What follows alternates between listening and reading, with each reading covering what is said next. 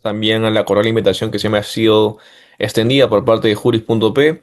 En esta oportunidad, como ya hicieron mención, voy a abordar una institución que en realidad a la fecha en nuestro país todavía sigue siendo bastante actual en el sentido que no se ha podido realizar otros ámbitos de análisis, ni mucho menos tampoco de procesos que podamos instalar respecto a la persona jurídica.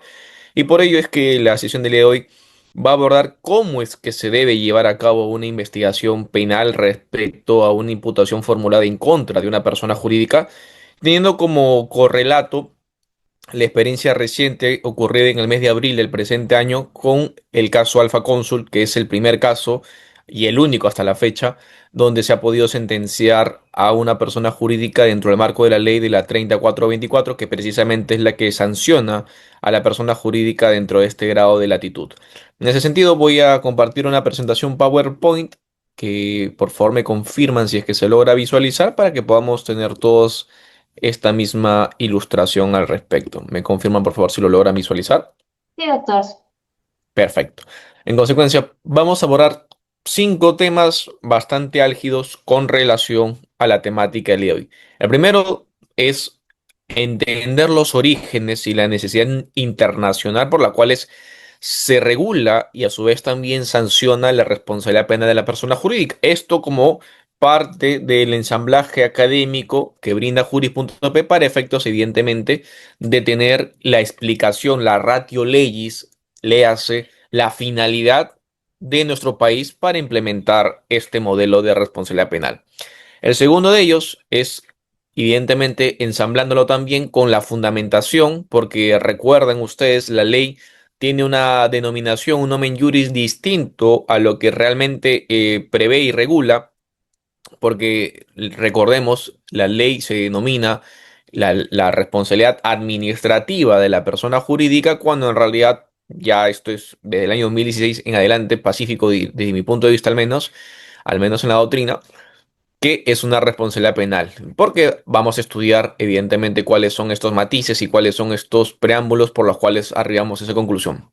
El tercero es ver cuál de los modelos es recogido por nuestro legislador penal peruano y sobre todo si es que eso tiene algún tipo de distinción al momento de aplicarlo o ejecutarlo en una imputación contra la persona jurídica y con ello también hacer lógicamente el análisis correspondiente.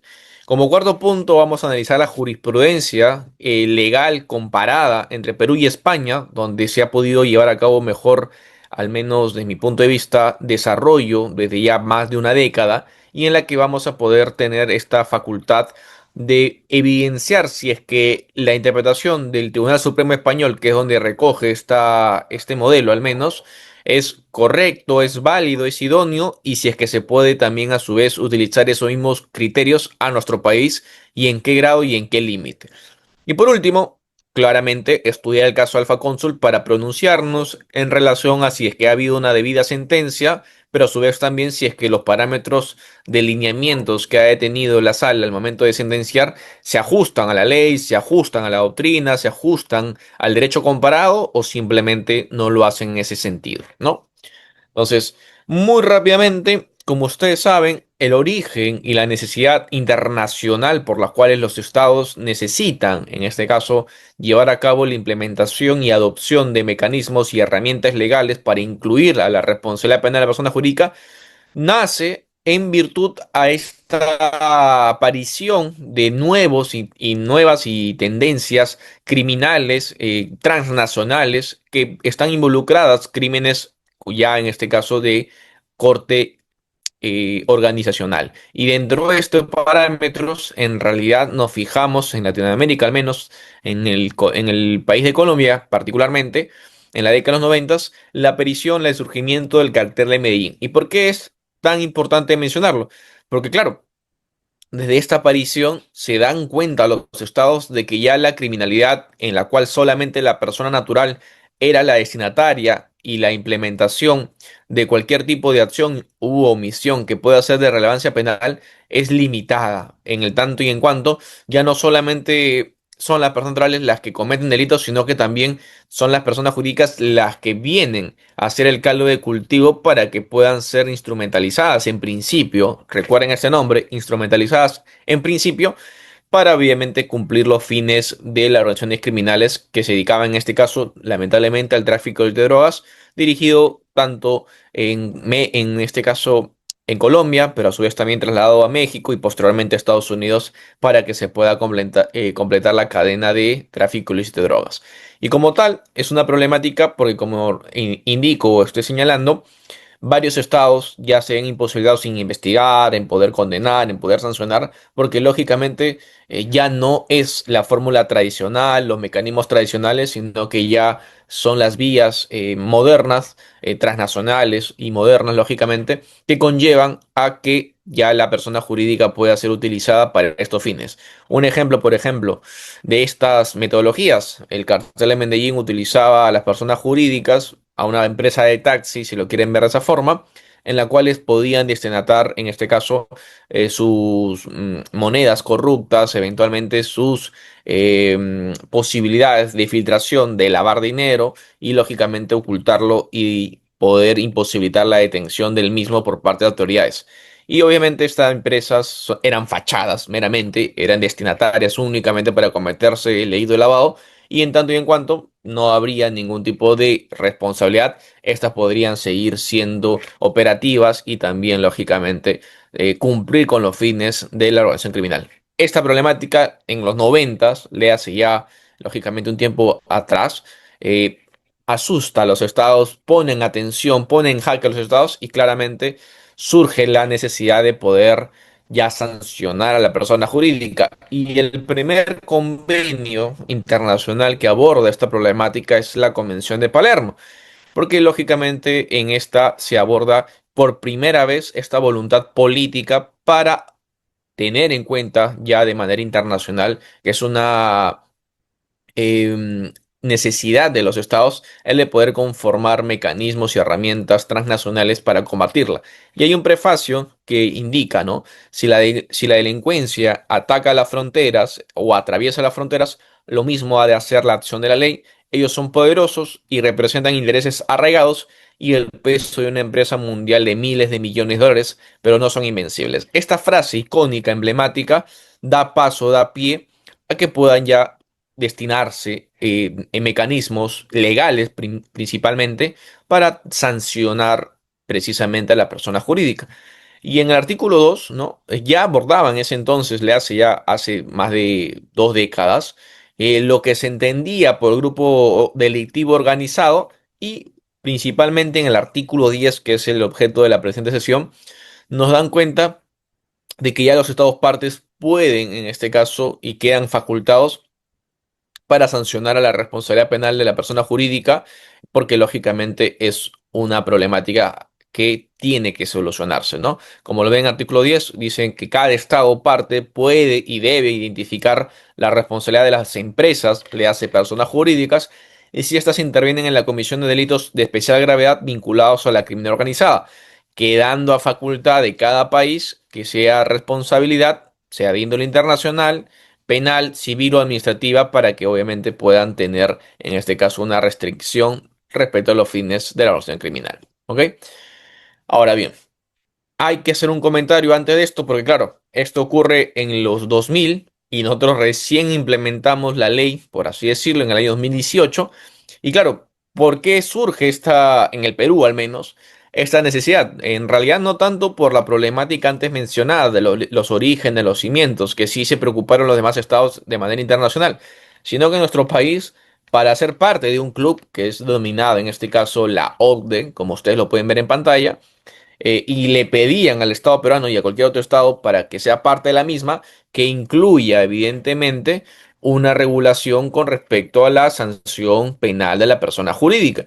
Y ese es el motivo, en realidad, más de índole económico que otra cuestión, que es que el Estado se preocupa y como problemática ya nacional aborda, en este caso, la ley 3424, que se modifica y tiene más sustanciales modificaciones, como vamos a ver más adelante, pero este es el contexto legislativo en el cual surge nuestra normativa. No es esa preocupación de los 90, de los 2000, que genuinamente algunos estados de manera internacional pudieron implementarla, como en Francia, como en Italia, como en España, eventualmente otros países de la región también, como en este caso Chile y Argentina, que tienen unos años ya elaborando y elucubrando sentencias de esta magnitud, sino que nuestro país fue la última prácticamente en la región de querer tener esta regulación para simplemente ser parte de esta suerte de club económico que es la Organización para la Cooperación y Desarrollo Económico, más conocido por sus siglas como la OCDE, ¿no? Que era una meta alcanzarse el año 2016 y que precisamente ese año lleva a cabo su promulgación, que como ustedes también sabrán, por una vacancia de la misma, recién entra en el año 2018 a ser vigente en nuestro ordenamiento jurídico penal vigente. Mientras que, por ejemplo, en España, ya en el año 2010 entra a tallar ello, es decir, ya aproximadamente hace 15 años tenían y siguen gozando de esta regulación y por eso es que hay una data larga de jurisprudencia en ese ámbito, al igual que la doctrina respectiva. ¿Ok? Ahora, simplemente por ir avanzando, ¿no? Cuando hablamos de una imputación respecto a una persona jurídica, el sujeto activo naturalmente tendrá que ser una persona jurídica.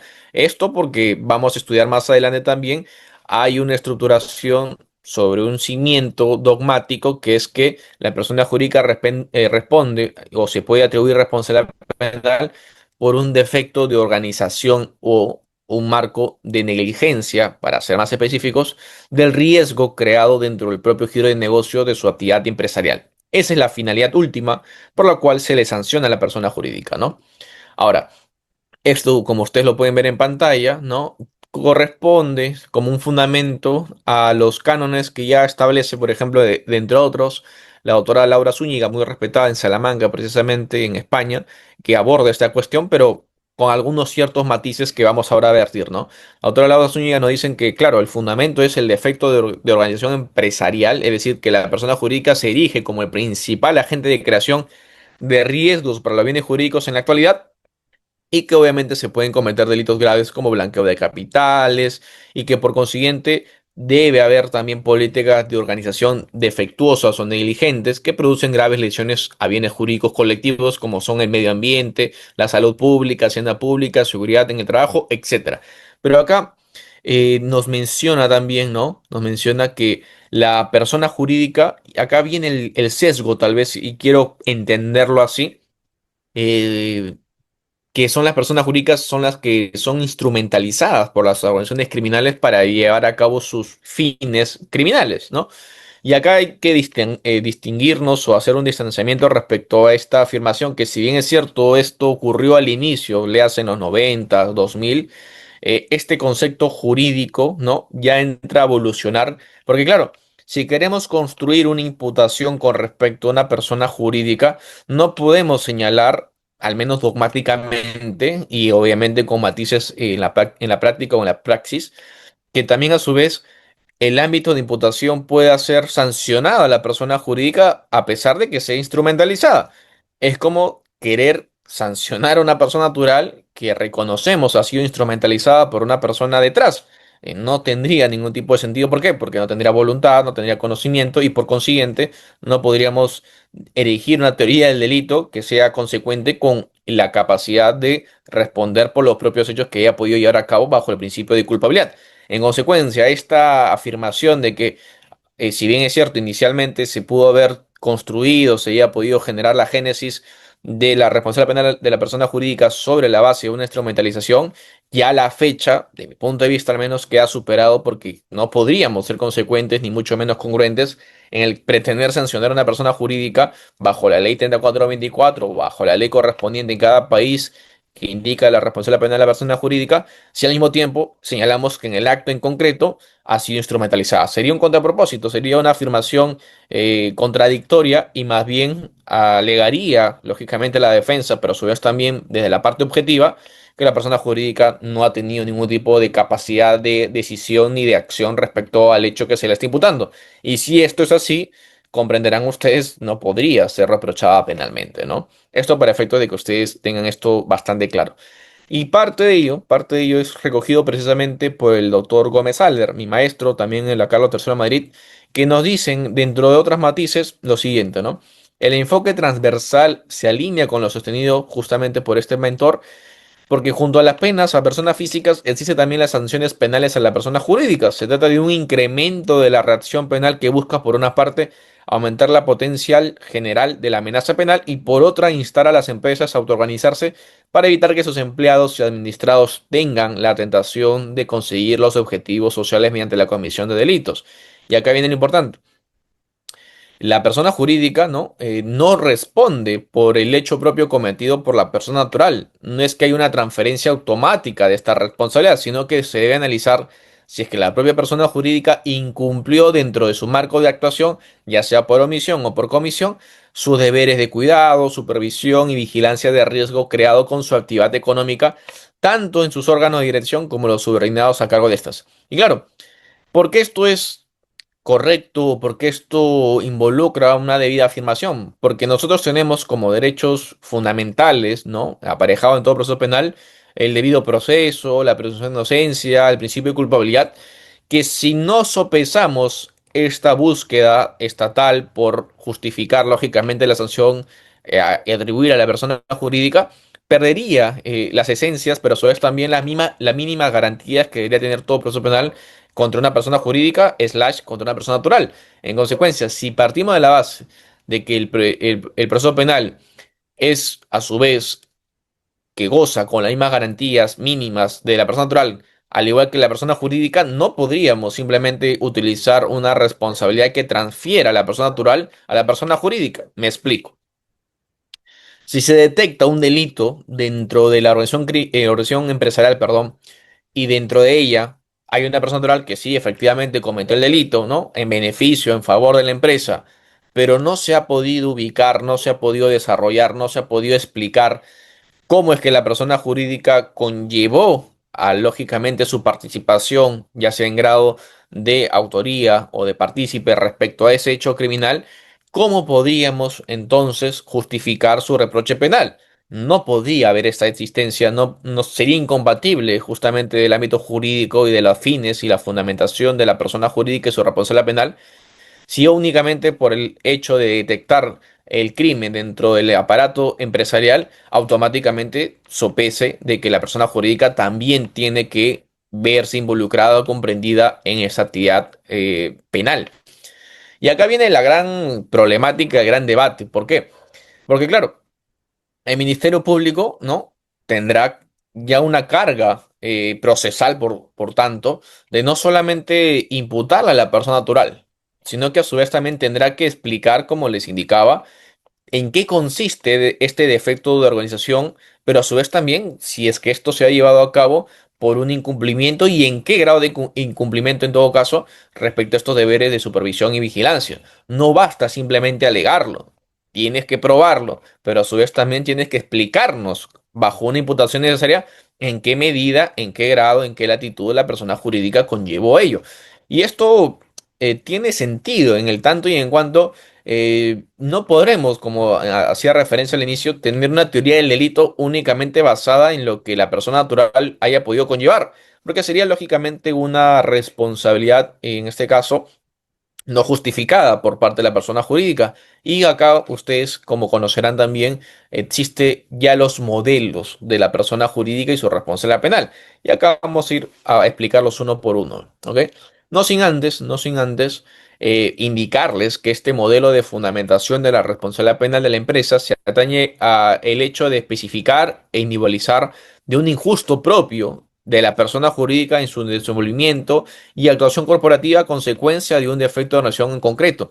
Y esto, como le digo, no es novedad. Esto ya prácticamente tiene más de 10 años, bueno, casi 10 años, para ser más específicos, respecto a la primera sentencia del Tribunal Supremo Español que refiere en estos grados de latitudes, con lo cual deberíamos en todo caso ajustarnos a ellos porque claramente esto es lo que ha buscado tener el legislador penal peruano al momento de incorporarlo. ¿Ok?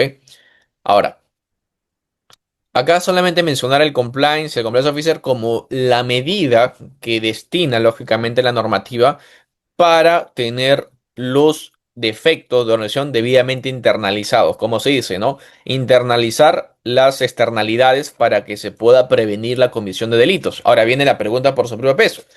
Si yo tuviese un compliance correcto, adecuado, a la medida como se indica, respecto a la actividad empresarial que yo llevo a cabo, eso automáticamente anula dos cuestiones: la posibilidad de que yo cometa un crimen y la segunda, la posibilidad que tú me puedas investigar por un crimen. Va a depender del caso en particular. Si yo tengo un compliance, significa que claramente tengo una cultura de transparencia, una cultura corporativa para efectos de llevar a cabo la prevención de delitos o al menos la mitigación de los daños o los riesgos que pueden existir a través de un marco empresarial que estudia, analiza una matriz de riesgos y que evidentemente permite que puedan ser evidenciadas estos grados de riesgos y lógicamente puedan ser contenidos, controlados y prevenidos para que no se puedan cometer los delitos. Perfecto. Ahora la pregunta es, ¿esto va a conllevar a que se pueda impedir la comisión de delitos? Y la respuesta es un rotundo no. El compliance no es 100% efectivo. Exigirle a la persona jurídica que el compliance sea 100% efectivo es como indicarle al padre, ¿no? Que su hijo, a pesar de que tenga un deber, lógicamente, de garante respecto a su hijo, él no pueda cometer delitos. Sería absurdo. Yo no puedo evitar que una persona, lógicamente, o en este caso una empresa, o al menos una persona representante de la empresa, pueda llevar a cabo una acción delictiva. Lo que sí puedo hacer es prevenir, lo que sí puedo hacer es controlar, lo que sí puedo hacer es supervisar, pero no me puedes exigir que el error o el margen de error sea lógicamente a cero. Siempre lo va a haber y más bien destinatar esfuerzos y a su vez también algún tipo de margen de ganancias para que sea cero es imposible, ¿ok? Eso para empezar. Lo segundo, eh, evidentemente el hecho de que tú tengas un compliance no automáticamente va a conllevar a que el Estado diga, ok, como tiene un compliance, tiene una ISO, ya no puedo investigarte. No funciona de esa forma, ¿no? Tengo que siempre ir al caso concreto, aterrizarlo en el caso en particular y ver si ese compliance realmente era efectivo y eficaz, porque esa es la garantía que te dan para lógicamente ya eximirte de responsabilidad penal si viene el caso o eventualmente mitigarlo y solamente atenuar la responsabilidad penal. Entonces, la pregunta acá se vuelve a formular: ¿quién designa, quién lleva a cabo, quién concluye si es que tu compliance era efectivo o eficaz? ¿Tu abogado defensor de la empresa, tu gerente general de la empresa, tu ministerio público de la empresa? ¿Quién lleva a cabo esta evaluación, este análisis y sobre esa base, qué debería pasar? ¿Alguien lo conoce? ¿Alguien lo sabe? ¿Alguien tiene la respuesta para simplemente preguntar y sea más participativa la sesión del día de hoy? ¿Alguien sabe quién analiza, quién se carga actualmente bajo la ley 3424 de concluir si un modelo de cumplimiento, un programa de cumplimiento o un compliance es efectivo y eficaz dentro del marco de una empresa? ¿Alguien tiene idea de ello? Si alguien tiene una respuesta, simplemente alce su mano y eventualmente habilites el micro para que pueda responderlo, para que, como le digo, sea más interactiva la clase del día de hoy y no sea un mero monólogo, ¿no? Si es que alguien se anima.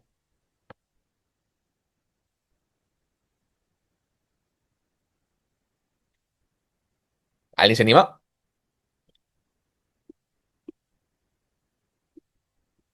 Bueno, entiendo que no. En todo caso, no, eso lo establece ya la normativa. Y sobre esa base, es la SMV quien va a llevar a cabo la determinación de si es que ese compliance es efectivo o eficaz. ¿Y cuál es la implicancia también bajo la regulación actual? Si el SMV indica que no tiene en este caso una eficacia, una idoneidad, una eficiencia ese programa de cumplimiento, dará su conclusión para que la judicatura, ¿no? Ya tome conocimiento porque el Ministerio Público va a poder formalizar la investigación, es decir, va a judicializar el caso en concreto. En sentido contrario, en sentido opuesto, si es que el SMV determina de que no hay más bien estas contemplancias de riesgos y más bien conlleva al análisis de que el programa de cumplimiento sí es efectivo y eficaz para prevenir delitos porque tiene un buen canal de denuncias, tiene a su vez también capacitaciones, tiene una buena matriz de riesgos, tiene un buen compliance officer, entre otras medidas que también lo vamos a estudiar más adelante. En consecuencia, no solamente en el papel, sino lógicamente en la realidad, ha llevado a cabo un rol preponderante para que pueda existir una prevención de delitos. Entonces, no habrá mérito para señalar de que no es efectivo y eficaz. Y si esto es así en este último escenario, lo que dice la normativa es que el Ministerio Público no podrá formalizar la investigación porque este criterio, en este caso técnico, pero a su vez también especializado en la materia, como una suerte de informe institucional con esa misma característica o esta misma garantía, determinará de que el caso no podría, lógicamente, seguir investigándose o judicializarse porque ya habría, al menos en el extremo de la persona jurídica, un eximente que se habría cumplido. ¿Ok? Ahora, esto justamente son las consecuencias jurídicas penales de tener un buen compliance, ¿no? En principio, si tú tienes un compliance antes de la comisión o la detección del delito en concreto o en cuestión dentro de la empresa, podrá generarte un eximente de la responsabilidad penal según el artículo 17. Y si es que es más bien ex post, le hace después de que haya ocurrido el hecho criminal y tú como una suerte de visión distinta empresarial quieres hacerte cargo en adelante de un cambio generacional de la empresa para que puedas prevenir delitos, bueno, te indicarán que puede ser a su vez también facultativamente un atenuante de la causa, es decir, podrán reducirte en todo caso la responsabilidad penal. ¿Ok?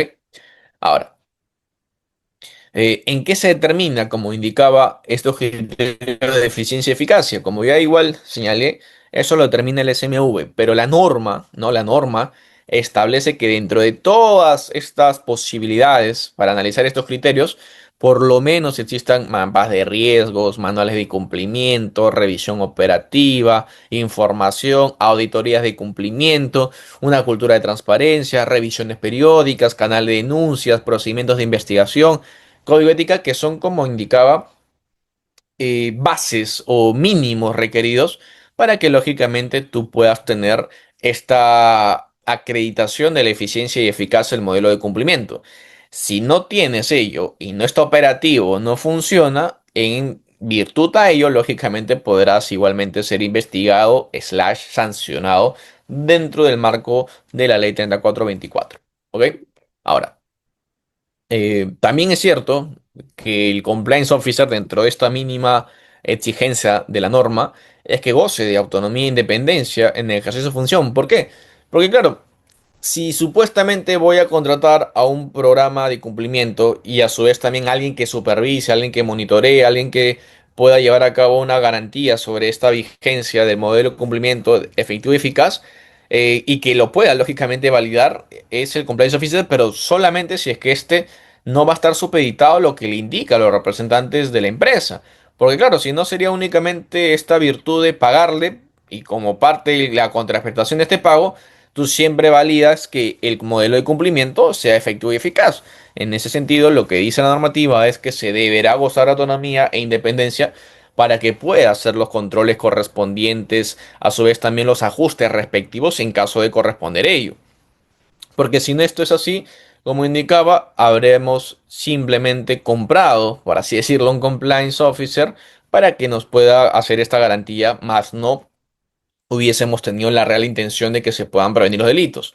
Es más, hay escenarios en los cuales los compliance officers inclusive podrían ser también cómplices de algún tipo de actividad criminal y con este ámbito de no querer perder su puesto de trabajo, su rol, evidentemente simplemente no hace los ajustes correspondientes, no denuncian las actividades criminales para que evidentemente no sea perjudicada la empresa porque también le puede perjudicar en el salario, en la retribución económica correspondiente. Y esto no debe funcionar así porque obviamente no sería eficiente y eficaz ese programa de cumplimiento. ¿Ok? Ahora, acá simplemente para poder colocar algún ámbito de delitos para aterrizarlo en la realidad, porque esto lo vamos a ver en el caso de Alfa Cónsul, simplemente para sancionarlo, el delito de lavado de activos es uno de los delitos que también sanciona y regula dentro del marco de estos componentes estructurales de la imputación objetiva en relación a la responsabilidad penal de persona jurídica y que lógicamente se analizan con bajo ciertos criterios. Ustedes saben que el delito de lavado de activos es un delito también moderno de organización criminales que utilizan esta modalidad para efectos de limpiar, por así decirlo, los delitos que hayan cometido y sobre todo las ganancias de estos delitos y lógicamente puedan evitar su origen, su incautación o decomiso. Es decir, tienen la finalidad de asegurar la ganancia generada. ¿Ok? Y hay algunos indicios, porque se trabaja básicamente bajo prueba indiciaria, que te dan cuenta si es que ese hecho es posible, lógicamente, de calzar o de subsumir dentro del ámbito de aplicación del delito de lavado de activos. Uno de ellos, por ejemplo, es el desbalance patrimonial, por supuesto, para efectos de ver si es que la persona tiene o no, evidentemente, la facultad, la justificación del patrimonio y sobre todo de cómo es que habría podido llevar a cabo la adquisición de ciertos bienes, muebles o inmuebles, para que pueda tener algún tipo de grado de razonabilidad. ¿Ok? También otro indicio, ¿no? Parte de ello es el incremento inusual del patrimonio, es decir, nadie en su sano juicio de haber ganado, no sé, 1.000 soles, 2.000 soles mensuales, de la noche a mañana va a comenzar a ganar 1.000.000 de soles al mes, ¿no? O sea, hay algún tipo de injustificación que sería inusual. Eso podría significar un indicio, sí, por supuesto, no en sí mismo un delito, pero sí es un indicio, ¿ok? ¿Con qué más se complementa? Con, sobre todo, la inexistencia de justificación lícita de estos incrementos. Porque claro, si yo gano 1.000 soles, 1.000 soles, pero luego comienzo a ganar 1.000.000 de soles porque, no sé, me hicieron accionista mayoritario de una empresa muy reconocida en el ámbito internacional y que obviamente está comprado las acciones o simplemente me la donaron porque, bueno, tuve algún tipo de buen grado de relación, etcétera, tendrá justificación, tendrá algún tipo de explicación y por tanto mi negocio lícito estará explicado.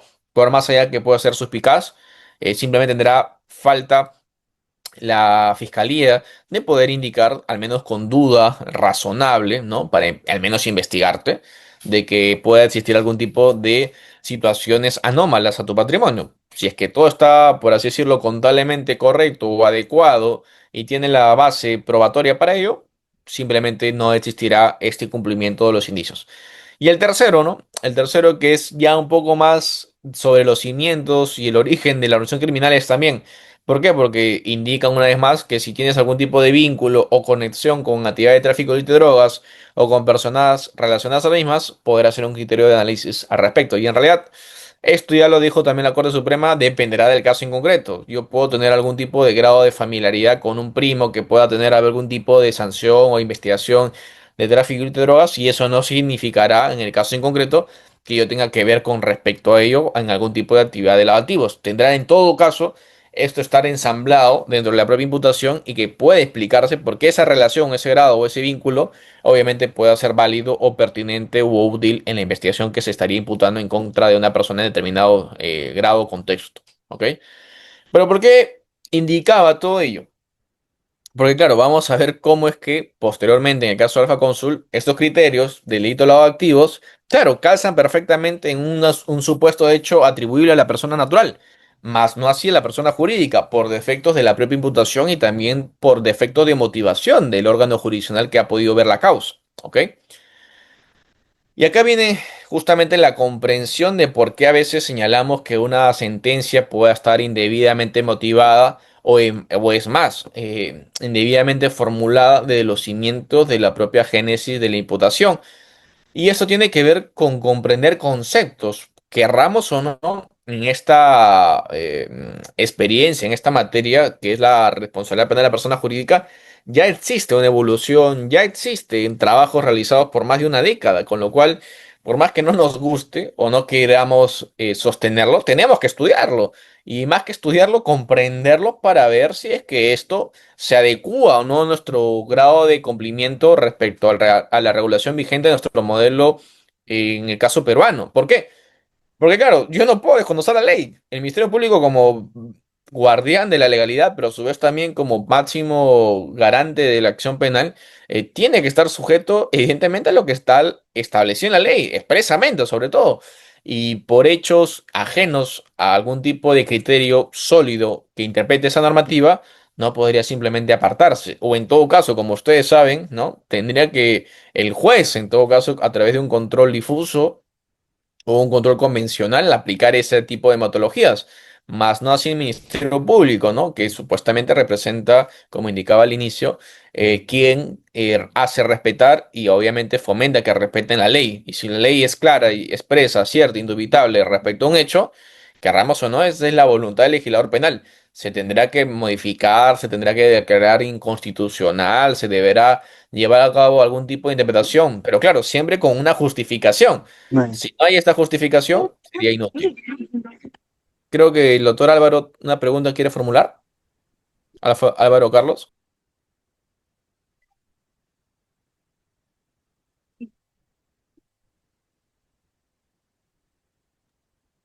¿me confirma por favor? No, doctor. Ah, ya, perfecto. Continúe en todo caso, a ver. Claro, hay dos modelos, ¿no? Bueno, en realidad son tres, hasta un poquito más, pero voy a mencionar los modelos en disputa actualmente, porque ya, por ejemplo, el modelo mixto ya quedó superado, a mi punto de vista, al menos la doctrina mayoritaria no se decanta por ello. Hay dos, al menos, modelos que a la fecha, se podría decir, están en disputa, y estos dos son los siguientes, el modelo de autorresponsabilidad y el modelo de heteroresponsabilidad. ¿Y qué consiste cada uno de ellos? Bueno, muy fácil. El modelo de autorresponsabilidad involucra que la imputación dirigida en contra de una persona jurídica sea distinta, específica y desarrollada en esos términos respecto a lo que haya podido dar a cabo la persona jurídica dentro de este componente dogmático. A ver, creo que voy a silenciar acá. A ver, ya, perfecto. Dentro de este componente que es el defecto de la organización estructural de la empresa. Y si es que no lo logro determinar así, no logro por un factor, en este caso fáctico, por un factor probatorio, simplemente no podré yo pretender buscar una sanción porque no la habré hallado, ¿no? No habré hallado el grado de responsabilidad que existe contra la persona jurídica. Entonces, simplemente si es la suerte de la fiscalía, tendrá que o bien archivarse el caso, sobreseerse el caso o absolverse en el caso en concreto. ¿Ok? En sentido contrario, si estamos hablando de la heteroresponsabilidad, el foco de atención del Ministerio Público solamente va a recaer en la atención respecto a acreditar el delito cometido por la persona natural. ¿Por qué? Porque estamos hablando, bajo este modelo, de que hay una transferencia de responsabilidad de la persona natural a la persona jurídica. Y obviamente sobre eso lo que se denomina es que habría en este caso una responsabilidad vicarial, ¿no? Es decir, porque tú eres la empresa y esta persona es parte de la empresa, entonces tú también tienes la responsabilidad. Lógicamente, esto habla, ¿no? En sentido contrario, como ustedes también darán la razón acá, bajo el título preliminar de nuestra codificación, en tanto y en cuanto están proscritos la responsabilidad objetiva. Bueno, sin embargo, hay este modelo y ha entrado en crisis, al menos en España, el año 2024, que a la fecha se ha vuelto, perdón, a reajustar los parámetros, pero hay un modelo de responsabilidad que en el año pasado, al menos, 2024, se pudo abordar en una sentencia del Tribunal Supremo Español, que también lo vamos a generar el día de hoy. Pero esto de reconocer la existencia de este modelo de autorresponsabilidad o de heteroresponsabilidad sí tiene lógicamente un cambio abrupto sobre la carga de la prueba que va a generar el Ministerio Público en la investigación. Y es que la persona jurídica no debe, en este caso, demostrar su inocencia, sino más bien es el Ministerio Público quien debe demostrar su culpabilidad. Y acabo referencia con ello. Bueno, si el Ministerio Público, por ejemplo, tiene todas las facultades y competencias de levantar el secreto de las comunicaciones, el de poder levantar también el secreto bursátil o el secreto, en este caso, también económico de la empresa, a su vez también puede hacer allanamientos, puede incautar y todo lo bagaje que ello conlleva para ver si es que tuvo algún tipo de participación, ya sea por omisión o por comisión, respecto al hecho delictivo.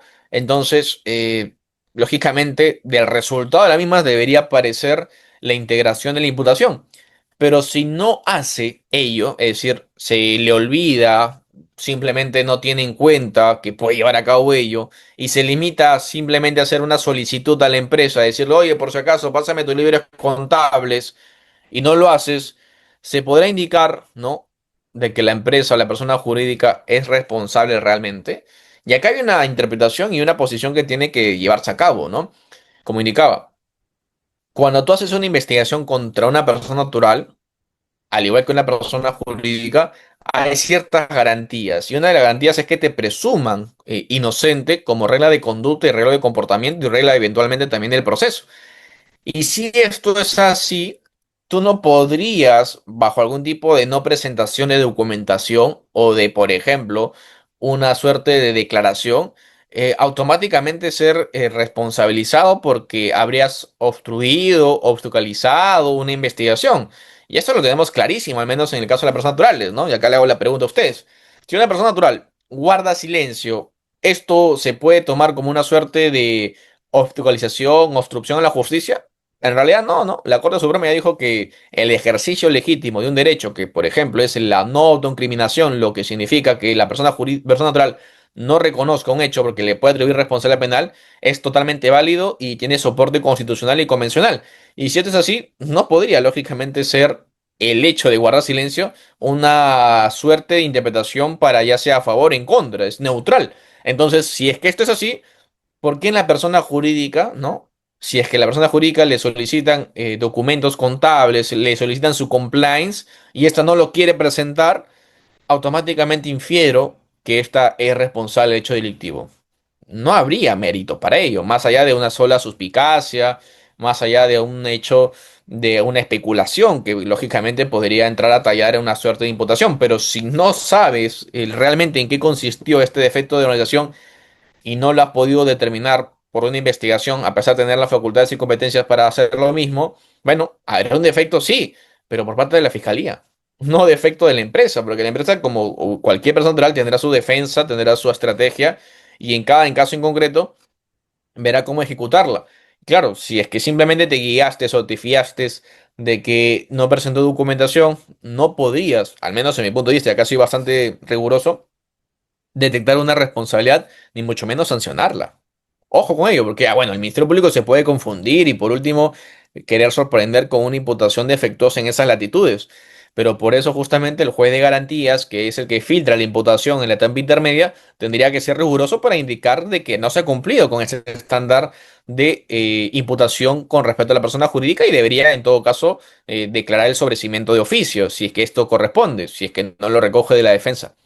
Pero más allá de ello, si es que ya, por ejemplo, vamos a juicio oral y está bajo esa misma imputación, bajo ese mismo soporte explicativo que vaya a desarrollar el Ministerio Público, el juez, como parte de su independencia, de su imparcialidad, de su objetividad, de la libre evaluación de la prueba, evidentemente, y también bajo los estándares de los principios de presunción de inocencia y debido proceso y tutela judicial efectiva, debería indicar de que no hay delito y obviamente absolverla, por más allá de que eventualmente en la práctica haya podido haber un ejercicio delictivo, si no se es demostrado, si es que no se ha podido acreditar ello, lamentablemente el proceso penal lógicamente tiene ciertas garantías, ¿ok?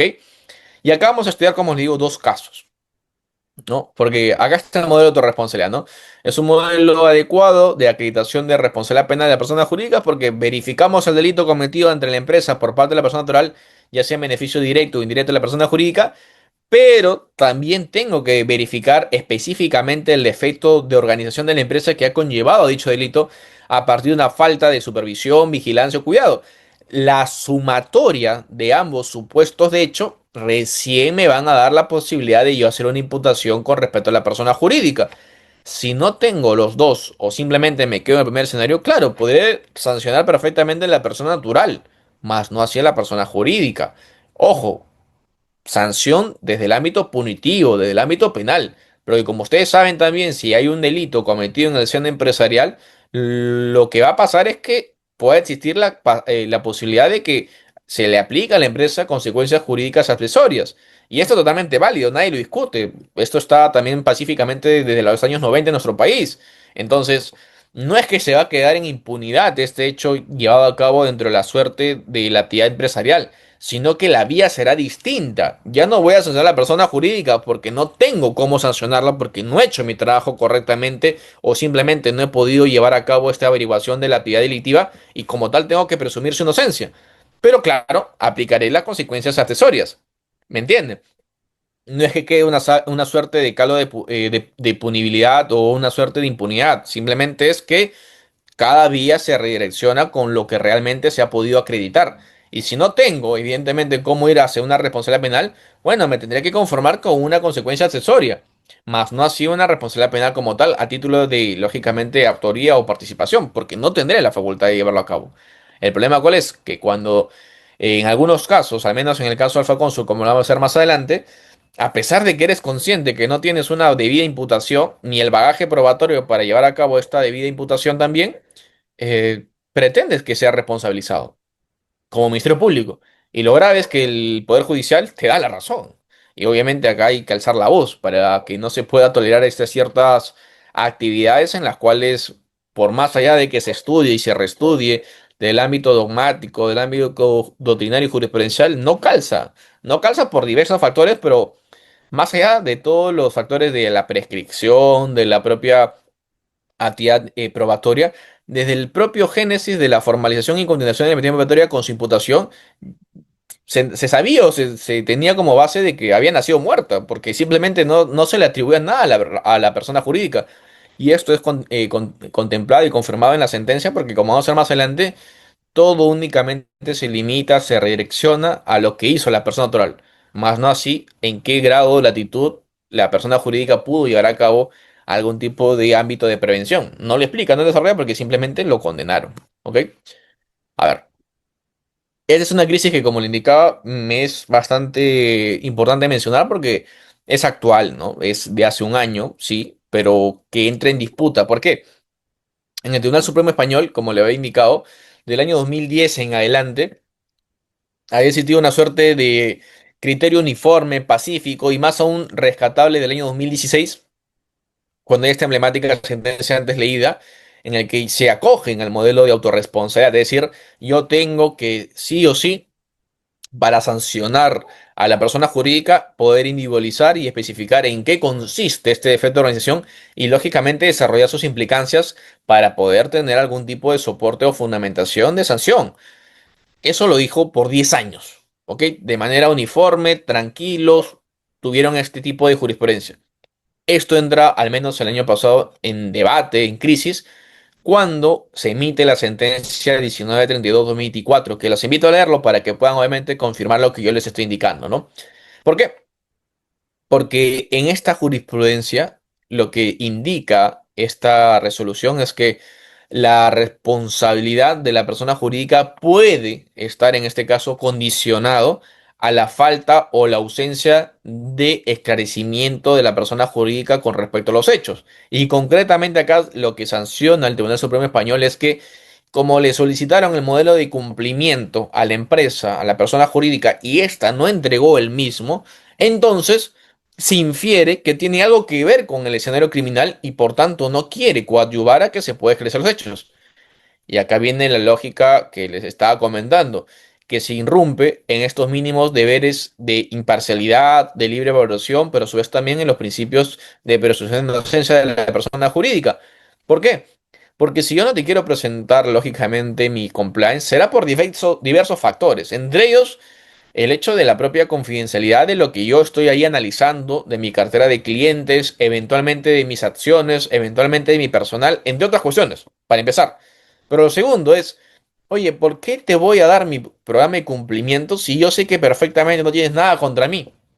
Y muy probablemente, si es que te doy mi programa de cumplimiento, podrás buscar algo, porque siempre hay algo, y ahí agarrarte o aferrarte para recién imputarme correctamente. Entonces, desde la parte de una defensa, sobre todo especializada en materia penal económica, lo recomendable, si es que no hay nada respecto a una imputación, es, ok, no voy a fomentar entonces que si hay algo contra mi persona. Simplemente, si tú tienes inclusive la posibilidad de allanarme, la posibilidad de incautarme, y no lo haces, es porque simplemente no quieres o simplemente no sabes que existe esa posibilidad. Y en todo caso, deberías saberla.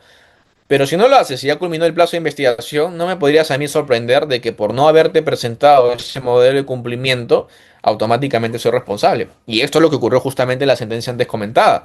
Se infiere, se parte de la premisa de que la persona jurídica debe sí o sí presentar el documento antes referido, cuando en realidad existe lo que se denomina el principio de no autoincriminación y como parte de garantía fundamental de la misma, la persona jurídica está en todo su derecho de no querer presentarlo si es que así faculta su estrategia. Y obviamente la persona jurídica no podría ser responsabilizada por ello. Pero en este caso que les hago mención, lo terminan condenando a la persona jurídica. Y obviamente esto dispara las alarmas, porque ya entra en crisis el modelo de autorresponsabilidad que habría sido fomentado por 10 años. Y más bien entraría en tallar lo que es la responsabilidad heteronóma o la responsabilidad, en este caso, vicarial. Y lógicamente, sobre esa base, si bien es cierto, ¿no? En el sistema español, en el Tribunal Supremo Español, podría hacerse el debate, podría tener algún cierto sentido de que, bueno, han cambiado en todo caso de modelo de autorresponsabilidad al modelo de heteroresponsabilidad. Esto podría, aunque a regañadientes, tendría cierto sentido porque finalmente es un cambio de interpretación que tiene el Tribunal Supremo Español y que pueda en adelante aplicar el sistema de autorresponsabilidad. Pero acá viene la pregunta. Ahí en ese modelo sí podría existir ese debate, sí podría ser lógicamente posible que se pueda cambiar, ¿no? Obviamente fundamentadamente este modelo, porque su construcción ha sido siempre jurisprudencial, es decir, el Tribunal Supremo Español se acogió a un modelo dentro de la actividad del trabajo de algún tipo académico doctrinario y lo hizo suyo. Y por tanto, puede haber algún tipo de grado de cambio en el tiempo, porque lógicamente no lo dice la ley.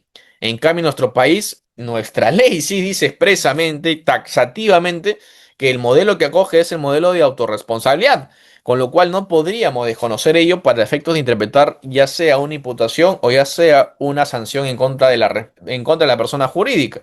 Y obviamente esto es lo que nosotros defendemos o deberíamos defender.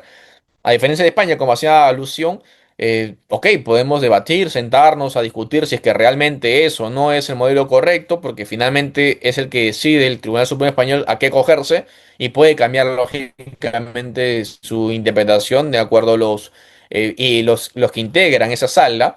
Pero en nuestro país no podría ocurrir, porque ya la ley lo ha establecido, lo ha preestablecido y lo dice expresamente en el artículo cuarto. Ahora bien, esta problemática, ¿no? Surge también a su vez por el hecho de que no hay sólidas bases, ¿ok? Con respecto a estos dos modelos, en el sentido de que, por ejemplo, como les está indicando, en el modelo español, el año pasado, 2024, hubo esa sentencia bastante problemática y que todos pensábamos, ok, entonces la línea jurisprudencial ahora va a ser de responsabilidad en adelante. Pero nos equivocamos todos, porque este presente año, el mes de julio, el presente año, nuevamente el Supremo Español se pronunció y dijo, oye, un momento, yo por si acaso siempre he dicho que el modelo que se va a cumplir en mi país es de autorresponsabilidad. En consecuencia, vamos a seguir con el modelo de autorresponsabilidad. Con lo cual, no sé si fue un tropezón ese 2024, ¿no? Para efectos de interpretación, pero lo cierto y real es que ya se volvió a generar esta problemática porque al menos se ha vuelto otra vez al modelo de autorresponsabilidad, pero con esta última sentencia de 24 como que todavía quedaría este mal sabor de boca, ¿ok? Pero bueno, en España, como ustedes saben, 10 años por lo menos están evolucionando, están desarrollándose. En nuestro país, teniendo esa experiencia comparada, teniendo esa posibilidad de consultar, lógicamente, la legislación y también a su vez lo que ha resuelto el máximo intérprete de la misma, que es el Tribunal Supremo Español, tiene esa posibilidad de estudiar 10 años y obviamente emitir una sentencia, un primer caso a sentenciarse a una persona jurídica dentro del marco de la ley 3434, ¿no? Nosotros esperábamos, lo digo por mi persona y también entiendo algunos académicos más, al menos especializados en esta materia, de que iba a ser una correcta interpretación y al menos una debida motivación de la misma, ¿no? Para que tenga algún tipo de grado de soporte y estudio sobre todo. Pero bueno, nos equivocamos una vez más acá. En realidad, si ustedes leen la sentencia de Alfa Cónsul, como la vamos a ver más adelante, eh, no responde ni siquiera a una mínima interpretación seria. Es, por así decirlo, una búsqueda de sentenciar por sentenciar desde el principio, porque nunca debió pasar, de mi punto de vista, la etapa intermedia ello. ¿Ok?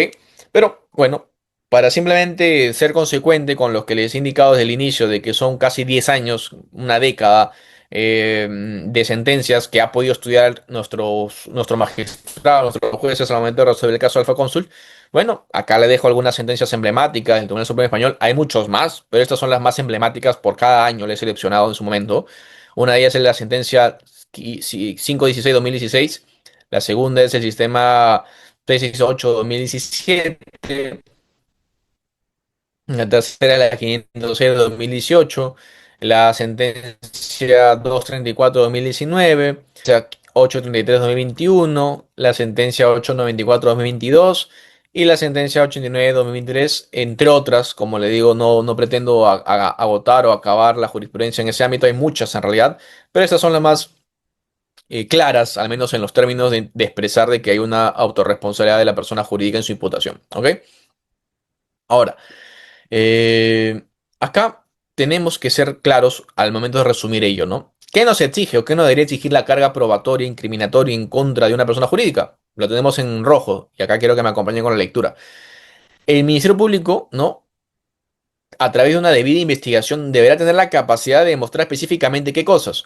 El elemento y o extremo específico del programa de cumplimiento de la persona jurídica a imputarse si advierten de efectos de internalización de los riesgos que hayan tenido como desenlace de la producción del delito por parte del trabajador y o persona de dirección, el cual genere beneficios directos e indirectos a la empresa. Ello, claro, ante un análisis ex ante de las obligaciones y deberes de prevención de manera razonable y lógica proporcional. Acá les pongo un ejemplo, ¿no?, que también lo abordé en mi TFM en ese momento. A ver, si hay una empresa, ¿no?, supongamos una empresa alemana, ¿ok? Y que cada 10 años viene al país para donar, ¿no? Viene a hacer donaciones por parte de esta actividad social que hace la empresa. Y claro, le dan un cierto presupuesto, supongamos le dan, no sé, pues 50.000 soles para que pueda hacer las donaciones. Ok, perfecto. Lo hace cada 10 años, ¿no? Como el caso les comento.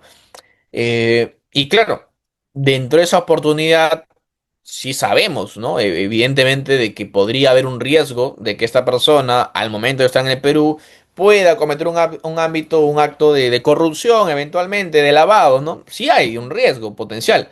Pero claro, no será lo mismo, ¿no? No solamente por la intensidad, sino también por la temporalidad, que yo tenga que, como empresa, llevar a cabo ya no solamente ese trabajador, sino que convoque a 10 otros trabajadores, a un supervisor para que lo acompañe en ese viaje de cada 10 años. ¿Por qué? Porque será muy costoso. Me saldrá, si yo pensaba donar 50.000 soles, ya con todo el equipo, con toda la supervisión, con todas las garantías, me va a costar 3 veces más. Con lo cual ya no me es rentable como empresa. ¿Ok? Y más aún cuando son cada 10 años. Entonces, sí, claro, voy a hacer un grado de control. Eventualmente le voy a pedir seguramente una rendición de cuentas. Voy a pedirle seguramente que me dé cuenta también a su vez de con quiénes habría reunido, dónde habría ido a parar el dinero, lógicamente las transacciones bancarias siempre a título de la empresa, etcétera, que son criterios sí de control de supervisión, pero que son adecuados e idóneos en base al caso en concreto. Si tú me vas a exigir, ¿no?, como empresa, que en ese hecho haya tenido supervisores, haya tenido eventualmente personal de control, haya tenido eventualmente una persona que esté permanentemente ahí, o como a veces se quiere poner, que haya un aparato, ¿no?, ya puesto en escena en el país peruano, a pesar de que sé que después de 10 años recién van a haber luces, sería ya exigir algo desproporcionado, sería pedir ya peras al olmo, ¿no? Algo ilógico. Entonces, cuando se hace una imputación a la persona jurídica, debo analizarlo en el caso en concreto, pero también a su vez bajo criterios de razonabilidad, logicidad y proporcionalidad. Pero lo más importante aún, oye, ¿en qué defecto de organización has tenido? Y sobre todo plantearlo desde tu compliance. Si tienes un compliance, ok, ¿en qué fallaste en tu compliance? Y ojo, eso no es, como le digo, una facultad que deba explicar el imputado, le hace la persona jurídica. Tú como Ministerio Público tienes todas las facultades y competencias para poder hacerlo bajo las formas voluntarias, pero también no voluntarias. Y sobre eso construir o erigir tu imputación. No debe ser tan flexible, no debe ser tan débil o tan fácil, por así decirlo, que como no presentaste tu modelo de cumplimiento y no me has explicado por qué es que eres realmente una empresa transparente y con una cultura de compliance correcto, entonces inferir que eres automáticamente responsable o culpable. Sería hacer un salto de garrocha que no va a ser más allá de que caigas a un abismo imposible de salir, ¿no? Pero lo que vamos a ver justamente adelante, que es el hecho del caso Alpha Consul, lamentablemente ocurrió ello, ¿no? Vamos adelante con este caso para simplemente ir avanzando, ¿ok? Ya vamos con el caso Alpha Consul, para que me dé tiempo, pero así que en caso hay una pregunta, ustedes puedan formularla. Eh, El caso Alfa Cónsul involucra, ¿no? Básicamente una empresa, ¿no? Que hacía algún tipo de grado de supervisión, algunos megaproyectos en nuestro país, IRSA Sur, entre otras, para efectos, lógicamente, de llevar a cabo, en este caso, algún tipo de informe. ¿Ok? ¿Qué sucede? La imputación del Ministerio Público se erige en que habría, en este caso, una persona natural, que sería Rómulo Jorge Peñaranda, en el cual este habría concertado con algunos funcionarios públicos, con algunos empresarios, para también a su vez lavar activos de manera internacional, ¿no? Y como le digo, esta sentencia es de hace poco, es de este año, en el mes de mayo. Les invito a leerlo. Es una sentencia con bastantes hojas, pero sobre la persona jurídica poco o nada se dice en realidad. Y acá viene el marco de imputación que quiero que ustedes lean con atención, ¿no? En ese contexto, el acusado Rómulo Jorge Peñaranda Castañeda participó en el año 2011 en actos de corrupción, cohecho pasivo propio, en razón de que en su condición de representante del consorcio supervisor nororiental solicitó el pago para el supervisor de la empresa Odebrecht por los servicios realizados en la supervisión y a fin de evitar una actuación abusiva en contra de los intereses de la concesionaria de Odebrecht. Asimismo, en razón del nivel de cercanía y confianza que existía con la empresa Odebrecht y sobre todo por la solvencia económica que ostentaba el acusado, Rómulo Jorge Peñaraña Castañeda, sirvió como generador de recursos recibiendo suma de dinero ilícitas en la banca privada de Andorra provenientes de la actividad criminal de la empresa Odebrecht, corrupción de funcionarios públicos, con la finalidad de que sean entregadas en territorio peruano, motivo por el cual utilizaron la cuenta de Randale de la banca privada de Andorra, conforme se verán los hechos concomitantes, ¿no? Y acá vemos los grados de participación en el ámbito de las transferencias económicas: $250.000, $500.000, $200.000, etcétera. Eso nadie lo cuestiona. Acá viene lo importante. Eh, en el marco de imputación, en la hoja 36 de esta sentencia condenatoria, ¿no? Dice, ¿no? Cabe agregar que a través del informe de pericia contable, ¿no? Se detectó que se ingresó en calidad de préstamo a la empresa Alfa Consul las sumas de $398.000 y 2 millones de soles aproximadamente, que constituye parte del incremento patrimonial no justificado y que no tiene un origen conocido. Ahora bien, en relación al lavado de activos, la persona jurídica Alfa Consul habría sido, y acá viene lo importantísimo, habría sido instrumentalizada por el acusado Rómulo Jorge Peñaraña Castañeda para la comisión de este ilícito, en tanto valiéndose de su control directo sobre la empresa en su condición de accionista mayoritario, presidente de directorio y gerente general, habría utilizado su organización para transformar y ocultar dinero presuntamente ilícito, mismos activos que habrían sido transferidos por la BPA cuentas de Estados Unidos ingresado en el territorio nacional. Y acá viene otra vez los desembolsos de dineros antes referidos.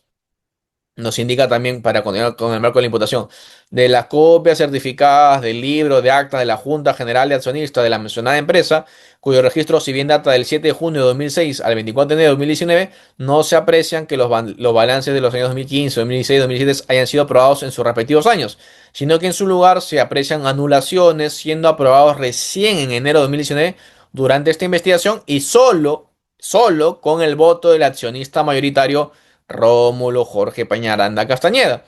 Es decir, los balances o estados financieros de los años 2015, 2016 y 2017 de la empresa Alfa Consult fueron aprobados recién en el año 2019 y no de manera regular. Esto es, al año siguiente de cada ejercicio fiscal. Asimismo, el propio imputado Rómulo Jorge Peñaranda Castañeda participó como gerente general en casi la totalidad de los préstamos efectuados por su persona. Página 37 y 38 de la sentencia condenatoria. Y acá viene sobre la imputación específica respecto a la persona jurídica Alfa Cónsul. Uno entendería, podría comprender si es que obviamente la imputación va contra la persona jurídica misma, pero como vamos a ver, y son dos párrafos nada más, todo se redirecciona a la persona natural. Ustedes lo pueden leer y cotejar en la lectura de la sentencia condenatoria antes referida. Miren. Imputación específica sobre la persona jurídica Alfa Cónsul, ¿no?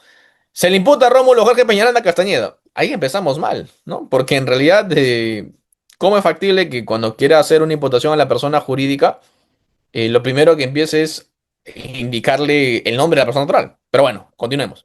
Se le imputa a Rómulo Jorge Peñaranda Castañeda, en su condición de gerente general de la empresa Alfa Cónsul, ¿no? A título de autor, por haber realizado las conductas de ocultamiento con las circunstancias agravantes del valor de los activos previstos y sancionados en el artículo 2 y 4 del decreto legislativo 1106.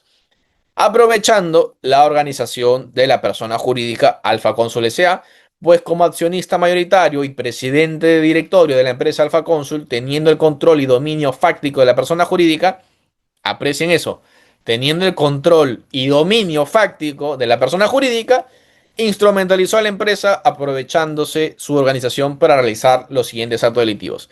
Se le imputa que en febrero de 2018 realizó actos de ocultamiento en la modalidad de recibir por haber recepcionado una carta fianza por el valor de $100.000 en beneficio de la empresa Alfa Consul, ocultando un dinero ya lavado procedente de la cuenta de ahorros en el BVA de Rómulo Peñaranda Castañeda. De este modo, Rómulo Peñaranda Castañeda, aprovechando su organización, instrumentalizó a dicha persona jurídica a fin de generar una creencia a su favor. Se imputa que durante el año 2010 al 2018 realizó actos de ocultamiento en la modalidad de ocultar el dinero ilícito ya lavado. Para ello, bajo la modalidad de préstamo, la empresa recibió en efectivo la suma de $398.000 y 2 millones de dólares por parte del coacusado Rómulo Jorge Peñaraña Castañeda, dinero procedente de las cuentas Inteligo Bank, a fin de evitar su identificación por autoridades peruanas, ¿no? Sobre el sistema de implementación de compliance, nosotros lo tenemos implementado desde antes de su gestión, la ISO 0301, antisoborno, pero antes de eso se tiene no para lavado de activos, solo lo que he mencionado porque la empresa presta servicios de ingeniería. Dentro del proceso mismo hay una identificación de riesgos, sobre todo para las adquisiciones, cesación y movimientos. Por ejemplo, si hay denuncias, se utiliza en un correo, hay un proceso implementado que dominamos el cumplimiento que la fecha es la ingeniería Aurora Astena. ¿Por qué hace mención esto luego de haber pasado por la imputación específica respecto a las declaraciones que brindaron sus gerentes o sus accionistas? Porque claro, uno de los argumentos que utilizó la sentencia, ¿no?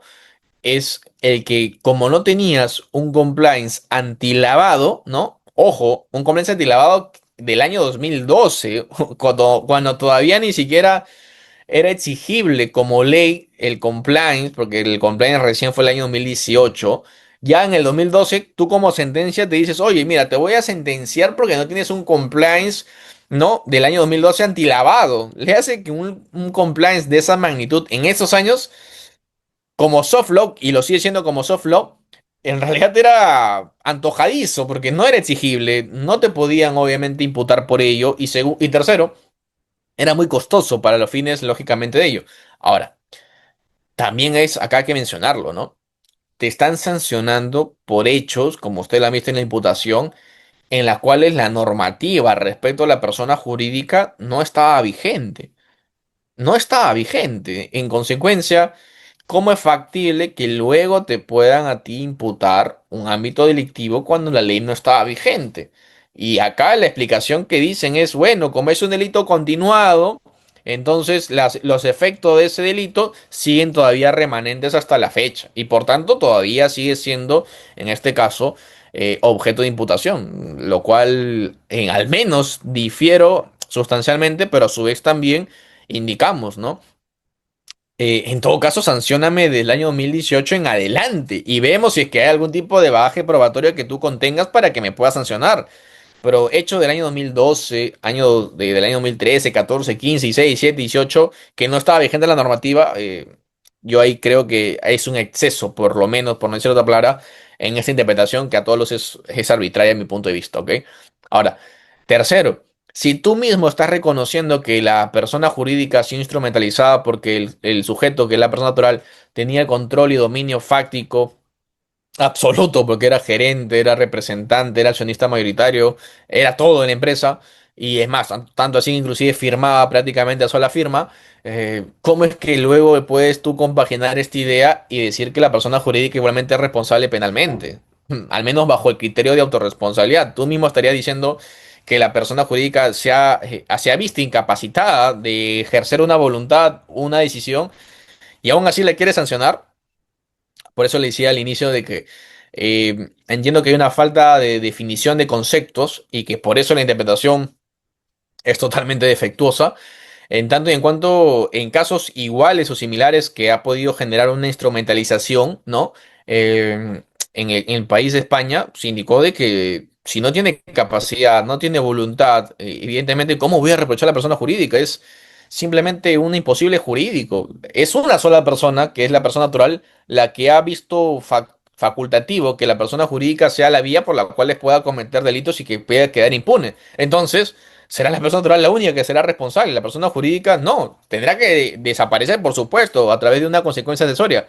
Pero no puedes tú decir que puede lógicamente tener una responsabilidad penal. Es un absurdo, es una contradicción interna en el razonamiento, ¿ok? Y bueno, esto, ¿no? Le decía por qué, porque de la propia imputación, cuando te indicaban que está instrumentalizada, ya no debió pasar, lógicamente, a la etapa intermedia, ni mucho menos al juicio oral. La propia imputación carecía de las bases mínimas para que se pueda ajustar al modelo implementado por la ley 3424, que es el modelo de autorresponsabilidad. Con lo cual, si no se había identificado cuál era el efecto de organización y mucho más aún se había indicado que era instrumentalizada, nunca es imposible, creo yo, sostener una imputación sobre una responsabilidad penal.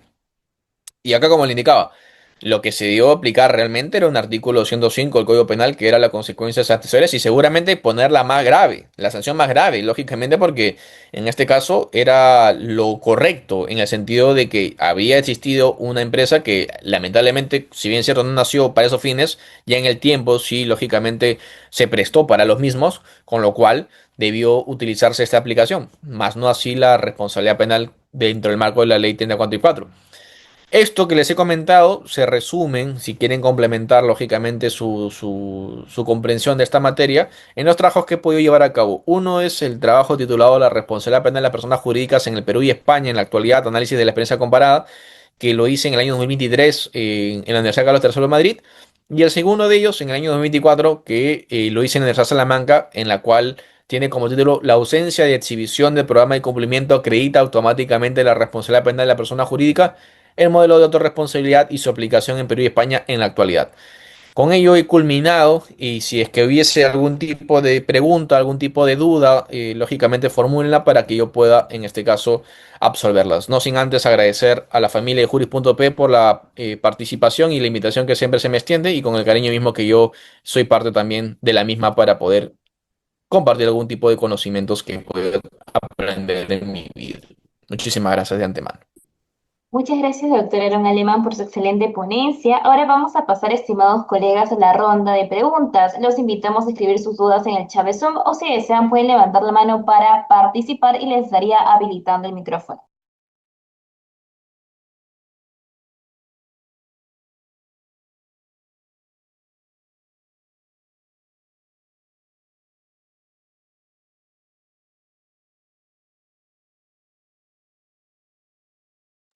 La primera pregunta nos menciona, doctor, ¿es válido exigir a la persona jurídica que pruebe la existencia de un programa de compliance eficaz?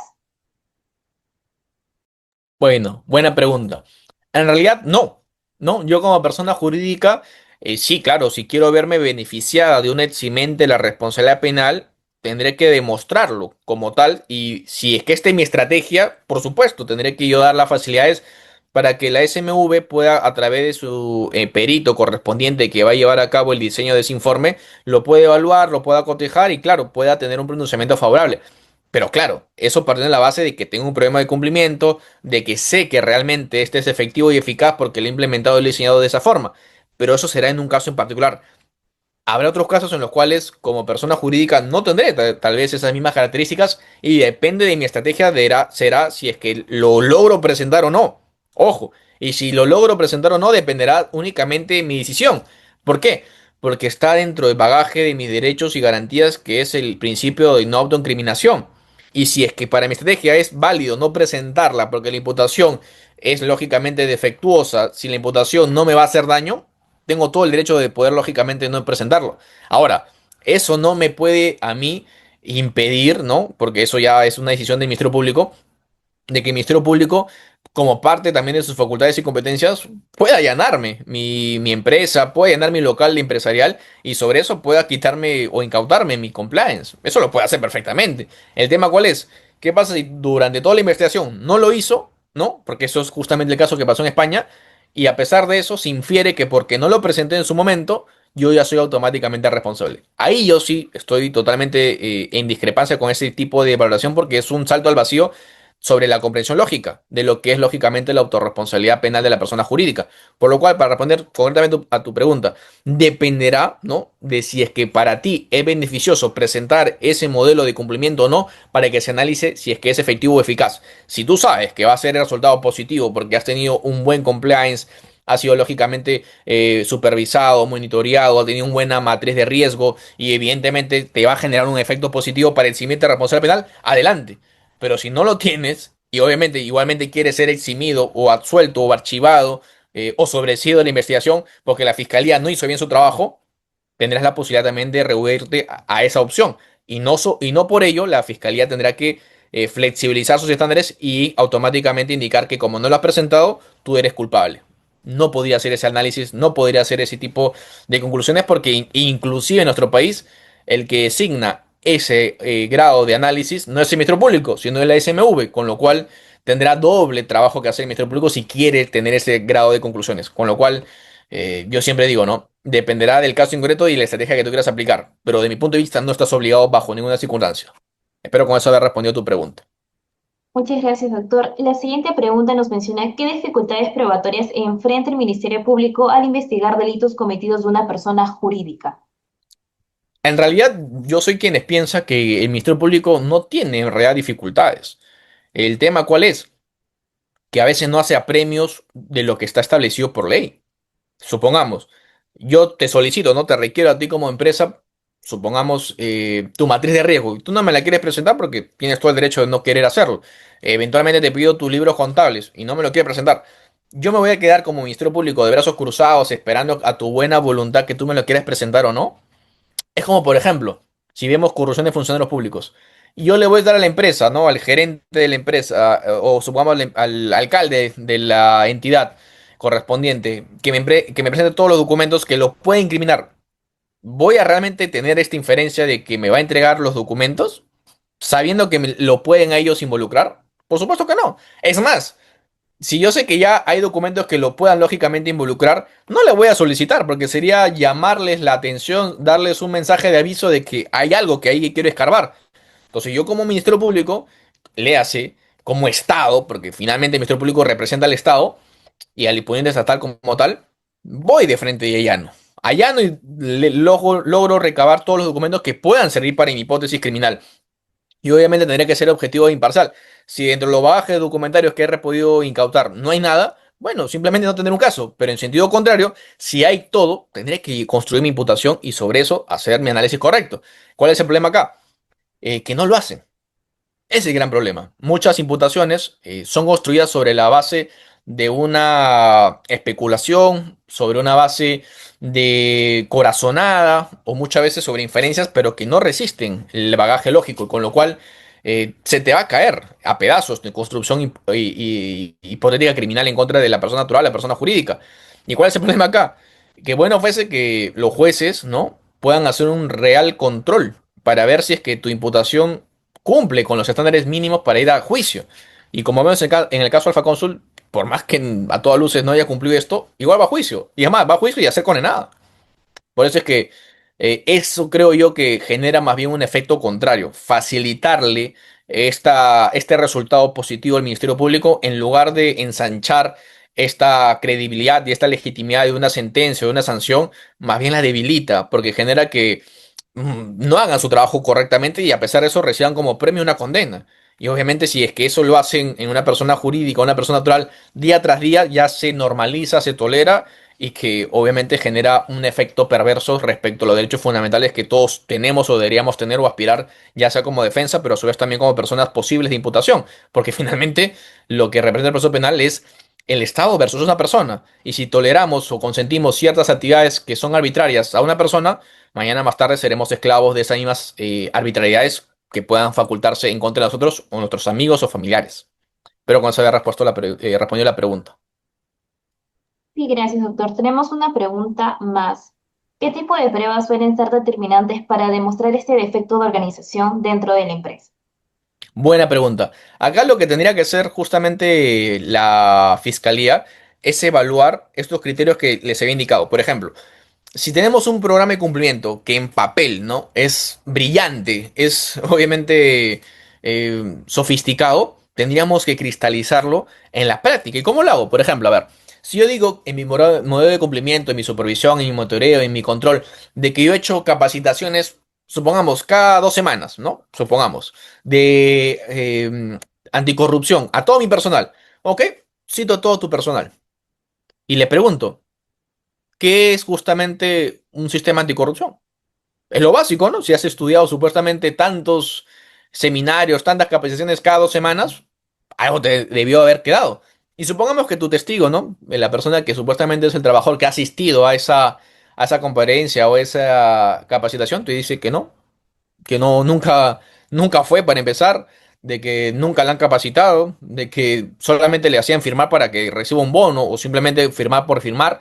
Bueno, te das cuenta de que no era tan eficiente o eficaz ese modelo de cumplimiento.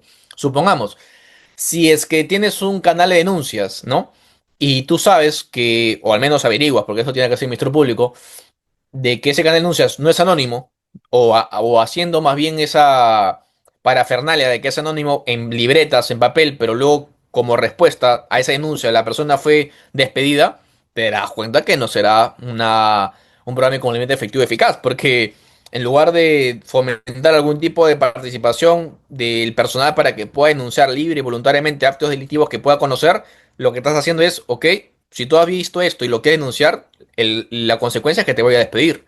Y obviamente generas un efecto perverso a los demás sujetos que quieran obviamente denunciar libremente porque tendrán el mismo grado de consecuencia. Será despedido. Entonces no será efectivo y eficaz. ¿Qué más? Si es que, por ejemplo, hacemos un control de riesgos, un análisis de riesgo en tu materia de riesgos y no has considerado algunas cuestiones que son evidentes, ¿no? Por ejemplo, si eres una empresa que contrata con el Estado, entidades públicas, y no tienes un programa, por ejemplo, en el cual involucre los regalos, y tú casualmente cada cumpleaños, cada quincena, no sé, cada festividad, año nuevo, Navidad, por ejemplo, en diciembre es bastante problemático ello. Supongamos que cada cierto tiempo, sobre todo en fiestas, le das dinero, le das regalos a las personas que trabajan contigo, tus proveedores. ¿Podríamos decir que esto realmente es efectivo y eficaz? Si no tienes cómo regularlo, cómo prevenirlo. Evidentemente no, ¿no? Y así cuestiones que aterrizan no tanto del programa de cumplimiento mismo, no tanto del documento, sino si es que ese documento realmente está plasmado en la práctica empresarial del día a día. Si no lo está, no será eficiente y eficaz y tendrás cómo demostrarlo. Obviamente tendrás que tener a esos testigos que sean de tu parte, ya sea como testigos protegidos o eventualmente como simples testigos, obviamente dándole algún grado de garantías para que la empresa no pueda influir en su testimonio, ¿no? Y cuestiones así, mucho va a depender de lo que la fiscalía tenga acceso, y la fiscalía tiene la posibilidad de accederlo. Si ustedes ven el sistema de Common Law y ven películas de, por ejemplo, Estados Unidos, que es donde se recoge evidentemente el modelo de cumplimiento de nuestro país también, y el sistema en toda la región al menos, es la fiscalía la que va a la empresa, es la que solicita las auditorías, lo que solicita justamente los modelos de cumplimiento, lo que solicita todo. Y todos por eso las empresas tienen miedo a que venga justamente el Estado. Pero si la empresa sabe que en el país, lamentablemente, la persona jurídica tiene cierto grado de privilegios y la fiscalía no suele venir o no viene más allá cuando ya hay un delito escandaloso o que involucra a una figura pública, bueno, pues sabrán también que no tendrá mucho éxito ese tipo de grado de investigaciones. Y pasará lo que sucedió en el caso de Alfa Consul. Como es una empresa que internacionalmente está mal vista como Odebrecht y todo lo implicado a Odebrecht conlleva justamente una responsabilidad automática prácticamente, entonces ya simplemente tengo este grado de contaminación, por así decirlo, no solamente hacia adentro, sino hacia afuera, con lo cual si tú, juez, no sancionas a esa empresa, bueno, veremos cómo el clamor público, cómo es que finalmente la esfera de este juicio paralelo te va a tratar. Y eso obviamente genera un tema de flexibilización de garantías que de mi punto de vista no debe ocurrir porque genera sentencias absurdas, sentencias condenatorias que no soportan estándares mínimos de lógica o de legalidad, que es lo más grave. Pero con eso haber respondido también la pregunta.